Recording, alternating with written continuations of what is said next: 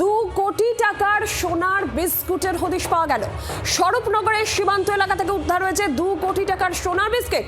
BSF এর হাতে এক ব্যক্তি আটকও হয়েছে।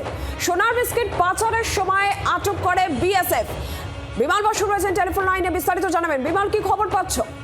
দেখো নীলাঞ্জনা, সন্দেশ স্বরূপনগর থানার হাকিমপুর সীমান্ত দিয়ে আজ ভোরে এক ব্যক্তি স্কুটি নিয়ে যখন আসছিল তখন বিএসএফ এর জওয়ানরা সেখানে পাহারা দিচ্ছিল। তাদের সন্দেহ হয়, তাকে আটকায়, তারপরে তাকে তল্লাশি চালিয়ে তার স্কুটির ভিতর থেকে 20 পিস সোনার বিস্কুট উদ্ধার হয়।